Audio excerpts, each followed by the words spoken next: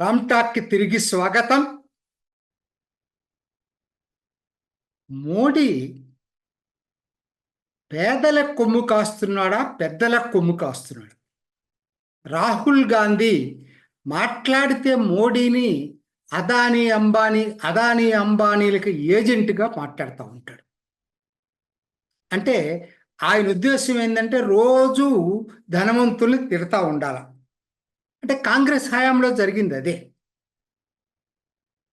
మరి అదే నిజమైతే వరల్డ్ బ్యాంక్, ప్రపంచ బ్యాంకు అదేమి మోడీ చెప్పు చేతల్లో లేదు కదా. మోడీ హయాంలో 25 కోట్ల మంది పేదరికం నుంచి బయటపడ్డారని చెప్పి నివేదిక ఇచ్చింది. 25 కోట్ల మంది, మొత్తం 10 సంవత్సరాల్లో కాదు, అతి కొద్ది పీరియడ్లో. మరి అంత ధనవంతులు కొమ్ముగాస్తే 25 కోట్ల మంది పేదరికం నుంచి బయటికి ఎట్లా వచ్చారు? ఆయన కాంగ్రెస్ లాగా ఊరికినే ధనవంతులు తిట్టి పేదవాళ్ళని పొగిడి ఊరికినే కూర్చోవాలి. ఒకరినొకరు విడదీసి మాట్లాడటం అనేది ఓట్ల కోసం బాగానే ఉంటుంది.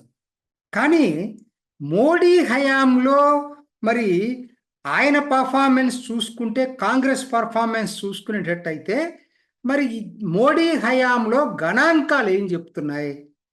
పేదరికం నుంచి ఎక్కువ శాతం ప్రజల్ని బయటకు తీసుకొచ్చింది మోడీ మాత్రమే మొత్తం స్వతంత్ర భారతదేశంలో.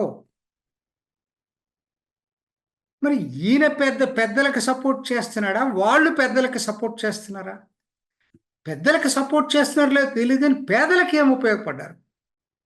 అసలు మోడీ విధానం ఏంటి? ఊరికినే మాటలు చెప్పేసి గరీబీ హటావో అంటే గరీబీ పోదు కదా. దానికి కావలసినటువంటి కనీసపు చర్యలు ఇంతవరకు స్వాతంత్రం వచ్చిన తర్వాత ఎవరు ఎందుకు తీవ్రంగా తీసుకోలేదు? అరాకొరా చర్యలు తప్పితే నిజంగా అసలు భారత్లో పేదరికాన్ని తొలగించడానికి మొట్టమొదటిసారి చర్యలు తీసుకుంది మోడీ. 2014లో ఆయన ఎర్రకోటలోకి వచ్చి నేను టాయిలెట్లు కట్టిస్తాను ఈ దేశ ప్రజలకు అందరికంటే నవ్వారు అందరూ. మహిళల ఆత్మగౌరవాన్ని కాపాడాడు.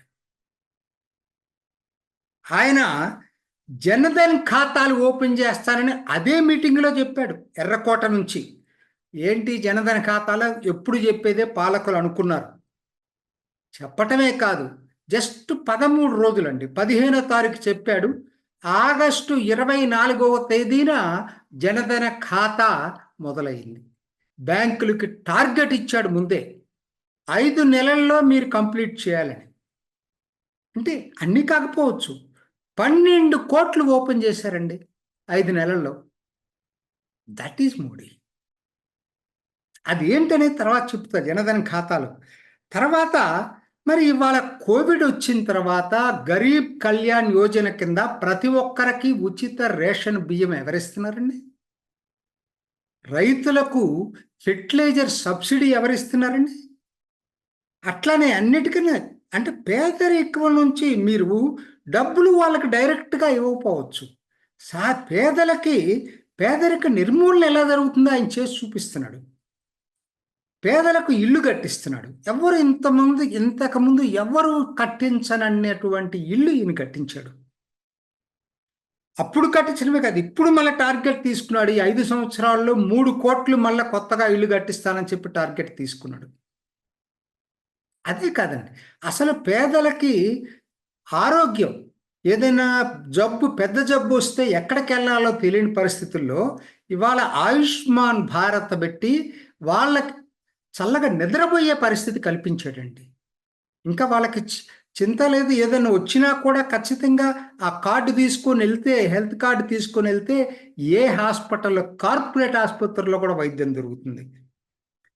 10 కోట్లకు పైగా ఉచిత గ్యాస్ కనెక్షన్లు ఇచ్చాడు. వాళ్ళందరికీ సబ్సిడీలో గ్యాస్ ఇస్తున్నాడు. ఉచిత ఆరోగ్య బీమా, ప్రమాద బీమా, ఇంటింటికి తాగునీరు, కొత్తగా మొదలుపెట్టింది ఇంటింటికి తాగునీరు, జలజీవన్ మిషన్. అంతకుముందు ఎందుకు లేదండి మరి? 15% ఉండేది, 13% ఎంతో మొత్తం దేశంలో. ఇప్పుడు ఈయన వచ్చి దాదాపు 70-80% చేశాడు. 100% చేయాలనేటువంటి దీంట్లో ఉన్నాడు. అందరికీ కరెంట్ పూర్తి చేశాడు. దేశం మొత్తం ఇవాళ కరెంట్ ఉంది. నేను ఎందుకు చెప్పాల్సి వస్తుందంటే ఇవన్నీ కూడా ఆయన ఏదో నేను నెలకి ఒక 1000 రూపాయలు ఇస్తాను, 2000 ఇస్తాను అనేది కాదు. పేదల్ని సాధికారత దిశగా, అవకాశాల కల్పన దిశగా నడిపించాడు. కనీస సౌకర్యాలు కల్పన దిశగా నడిపించాడు. ఇది వాళ్ళ హక్కు. ప్రతి ఒక్కరికి ఇల్లు ఉండటం, పక్కా ఇల్లు ఉండటం వాళ్ళ హక్కు. ప్రతి ఒక్కరికి ఏదైనా జబ్బు చేస్తే హాస్పిటల్లో వైద్యం చేయించుకోవటం వాళ్ళ హక్కుగా తీసుకొచ్చాడు. ఉచిత రేషన్ ఇచ్చాడు. మరి ఈయన చేశాడా పేదరిక నిర్మూలనకి? మిగతా ఎవరు చెప్పండి గణాంకాలు. నేను ఒట్టిగా మాట్లాడట్లా. మీరు ఆర్థికవేత్తలను ఎవరినైనా అడగండి, గణాంకాలు తీసుకోండి. ఈ 10 సంవత్సరాల మోడీ పీరియడ్లో ఎట్లా జరిగింది, అంతకుముందు ఏ 10 సంవత్సరాలైనా ఏ ప్రధానమంత్రి టైంలో అయినా తీసుకోండి. అది లెక్క. ఊరికినే ఎమోషన్స్, రాజకీయ చర్చలు ఇవి కాదు కదా లెక్క. అయితే దురదృష్టవశాత్తు ఆయన ఒక మతవాదిగా చిత్రీకరిస్తున్నారు, ముస్లింలకు వ్యతిరేకంగా చిత్రీకరిస్తున్నాడు, మైనారిటీలకు వ్యతిరేకంగా చిత్రీకరిస్తున్నాడు. నిజం, నేను ఇంకొకటి సవాలు విసురుతున్నా. దాంతోపాటు పేదలతో పాటు అసలు ముస్లింలకు ఆర్థిక లబ్ధి మోడీ హయాంలో జరిగినంతగా మిగతా ఏ ప్రధానమంత్రి హయాంలో జరిగిందో ఎవరైనా నాకు చెప్పగలిగేటట్టయితే నేను ఒప్పుకుంటా. నేను చెప్పిన పథకాలన్నిట్లో పేదలంటే అందులో ముస్లింలు గణనీయంగా ఉన్నారు ఈ దేశంలో. మరి నిజంగా చెప్పాలంటే దళితుల కన్నా పేదలు ముస్లింల్లో ఉన్నారు. మరి వాళ్ళందరికీ బెనిఫిట్ అవుతున్నాయి మోడీ తీసుకొచ్చేటువంటి స్టేట్మెంట్స్. దురదృష్టవత్తు రాజకీయాలు ఎక్కువ నడుస్తున్నాయి దీనికన్నా కూడా. మరి అది సరే, ఇవన్నీ ఎందుకు చెప్పాల్సి వచ్చిందంటే పాశ్చాత్య దేశాల్లో ఒక నిర్వచనం, సాంప్రదాయవాదులు అంటే పేదలకు వ్యతిరేకులని. వాళ్ళ పాశ్చాత్య డెఫినేషన్స్ ఇక్కడ వర్తించవండి. ఆయన సాంప్రదాయవాది అయితే ఉండొచ్చు, అదే టైంలో ఆధునికవాది కూడా, సైన్స్ను ప్రోత్సహిస్తున్న వ్యక్తి కూడా. అదే కాకుండా పేదలకి ప్రభుత్వం నుంచి ఖర్చు చేస్తున్నటువంటి వ్యక్తి కూడా, పేదరికం నుంచి బయటపడేస్తున్నటువంటి వ్యక్తి కూడా. కాకపోతే ఇది ఎప్పటికీ ప్రపంచం తెలుసుకుంటుందో నాకు తెలియదు. నేను ఇవాళ ప్రధానంగా నా వీడియో 10 సంవత్సరాలు జనధన్ ఖాతాలు పూర్తయిన సందర్భంగా చేస్తున్నా. 28 ఆగస్టు 2014లో మొదలైన జనధన్ ఖాతాలు, బ్యాంకు జనధన ఖాతాలు 10 సంవత్సరాలు కంప్లీట్ చేసుకుంది. ఇవాళ 53 కోట్ల మంది పేద ప్రజలు జనధన ఖాతాదారులుగా ఉన్నారు. అందులో 30 కోట్లు కేవలం మహిళలే ఉన్నారు. 65% రూరల్ సెమీ అర్బన్, గ్రామీణ సెమీ అర్బన్ ప్రాంతాల్లోనే ఉన్నారు. 39 లక్షల కోట్ల ప్రభుత్వ పథకాల సంక్షేమ పథకాలు ఈ జనధన్ ఖాతా ద్వారా వెళ్ళినాయి. ఒక్కటేంటండి, ఎన్ని పథకాలు! అసలు మీరు కోవిడ్ తలుచుకుంటే జనధన్ ఖాతా లేకపోయినట్టయితే ఎంత ఇబ్బంది అయ్యేదో. కోవిడ్లో జనధన్ ఖాతా కోవిడ్లో పేద ప్రజల్ని ఆదుకుంది. అసలు మీరు ఆశ్చర్యం అన్నమాట. వాళ్ళకి ఏంటి, ఆరోగ్య బీమా ఉంది, ప్రమాద బీమా ఉంది, డెబిట్ కార్డు ఇస్తున్నారు వాళ్ళందరికీ. మరి ఇదంతా దీంతో పాటు ఉపాధి హామీ పథకం డబ్బులు అదివరకు ఏ విధంగా అవినీతిమయంగా ఉండేయో, లీకేజెస్ ఎంత ఎక్కువ ఉండేయో, ఇవాళ మరి డైరెక్ట్గా ప్రత్యక్షంగా వాళ్ళ ఖాతాల్లోకి డబ్బులు వెళ్తా ఉన్నాయి. సగటునండి ఇది ఓపెన్ చేసిన రోజు ఆర్థికవేత్తలందరూ ఏమన్నారంటే, జీరో బ్యాలెన్స్ తోటి బ్యాంక్ అకౌంట్స్ ఓపెన్ చేస్తారా, మీరు చేయలేని పని బ్యాంకులకు నష్టం చేకూరుస్తారా అన్నారు. నష్టం చేకూర్చలేదండి. ఇవాళ 2,30,000 కోట్లు జనధన ఖాతాల్లో జమ అయి ఉన్నాయండి. సగటున ప్రతి ఖాతాకి 4,352 రూపాయలు జమ అయి ఉన్నాయండి.